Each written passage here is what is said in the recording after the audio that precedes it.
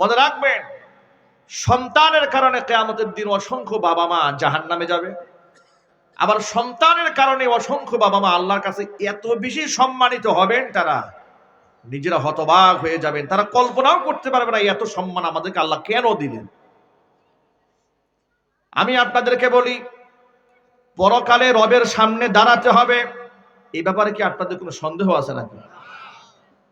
কবরে সোয়াল জবাব আছে, সন্দেহ আছে? মিজান পুলসিরাত আছে, সন্দেহ আছে? আল্লাহ এবং তার রাসূলের কথাগুলা কি এমন ভাবে বিশ্বাস করতে হবে, নিজের চোখ দিয়া দেখার পরে সন্দিহাতীত আপনি হতে পারেন, কিন্তু কোরআন সুন্নাহর যে দিক নির্দেশনা দান করেছে তার মধ্যে সন্দেহ রাখা যাবে না, মনের মধ্যে কোনো কষ্টও রাখা যাবে না। হাসি মুখে আল্লাহ এবং তার রাসূলের সিদ্ধান্ত মেনে নিতে হবে। অনেক মুসলমান বর্তমানে বলে, হুজুর আমি তো আল্লাহকে খুব ভালোবাসি, রাসূলকে খুব ভালোবাসি, কিন্তু দাড়িটা রাখার নির্দেশনা হুজুর বারবার আপনারা তাগিদ দেন। দাড়ি রাখার কি বয়স হয়েছে নাকি? মানে সব ভাল লাগে, দাড়িটা ভাল লাগে না। সব ভালো লাগে, মসজিদে গিয়ে নামাজটা পড়তে ভালো লাগে না। সব ভালো লাগে, কিন্তু সুদ খাওয়া ছাড়তে মনে চায় না। সব ভালো লাগে, কিন্তু ঘরের স্ত্রীকে পর্দা করাতে মনে চায় না, সন্তানদেরকে নামাজি বানাতেও মনে চায় না। কিন্তু ইসলাম ভালো লাগে। ইসলামের কিছুই তো ভালো লাগে না, তাহলে কোনটা আপনার কাছে ভালো লাগে? এর মানে নামধারী মুসলমান হতে আপনার কাছে বড্ড ভালো লাগে। কসম আল্লাহর, নামধারী মুসলমানের কিয়ামতে মুক্তির রাস্তা থাকবে না। ইসলামের প্রতিটি কথাটা কিভাবে গ্রহণ করতে হবে একটা এক্সাম্পল দিই আপনাদের সামনে। কোরআনে কারিমে সূরা আহজাবের মধ্যে আল্লাহ বলেছেন, وما كان لمؤمن ولا مؤمنة إذا قضى الله ورسوله أمرا أن يكون لهم الخيرة من أمرهم ومن يعص الله ورسوله فقد ضل ضلالا مبينا।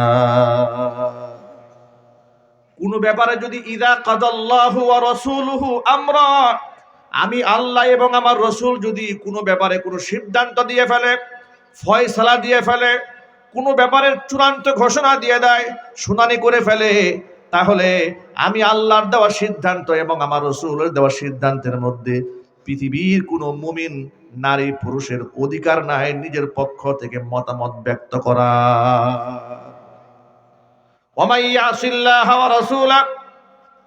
যদি আমার দেওয়া সিদ্ধান্ত এবং আমার রাসূলের দেওয়া সিদ্ধান্তকে বাদ দিয়া ভিন্ন পথে কেউ চলে, আমার কথাকে যদি লঙ্ঘন করে, আমার রাসূলের কথা যদি লঙ্ঘন করে, মাইয়াসিল্লাহ ওয়া রাসূলাহু ফাকাদ দাল্লা দালালাম মুবিনা, সেই ব্যক্তি সুস্পষ্ট গোমরা হয়ে যাবে। যদি বলেন নাউজুবিল্লাহ। তাহলে আল্লাহর দেওয়া সিদ্ধান্ত হাসি মুখে মেনে নেওয়ার দরকার আছে না নাই? আরো জোরে বলেন। আরেকটি স্পষ্ট করে দেয়, আল্লাহ পাক বলছেন, ফালা ওয়া রাব্বিকা লা ইউমিনুনা হাত্তা ইউহাক্কিমুকা ফীমা শাজারা বাইনাহুম থুম্মা লা ইয়াজিদু ফি আনফুসিহিম হারাজাম মিম্মা কাদাইতা ওয়া ইউসাল্লিমু তাসলিমা।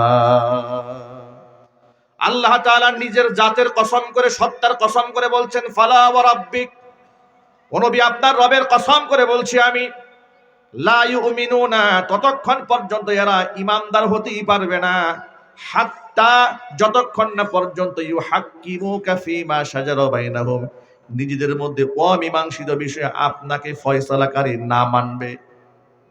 আপনাকে শুধু ফয়সালাকারী মানলেই হবে না, সুম্মা লা ইয়াজিদু ফি আনফুসিহিম হারাজান মিম্মা কাদাইতা, যে সিদ্ধান্ত আপনি দিয়ে দিয়েছেন, আপনি যে ফয়সালা দিয়ে দিয়েছেন, আপনার ফয়সালার মধ্যে তৃপ্তি সহকারে সেটা হাসি মুখে মেনে নিতে হবে। জোরে কোন সুবহানাল্লাহ।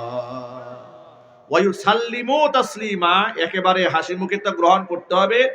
লা ইয়াজিদু মিন আনফুসিহিম হারাজান, মনের মধ্যে কোনো কষ্ট রাখা যাবে না, অভিযোগ রাখা যাবে না। সুবহানাল্লাহ বলে। আল্লাহ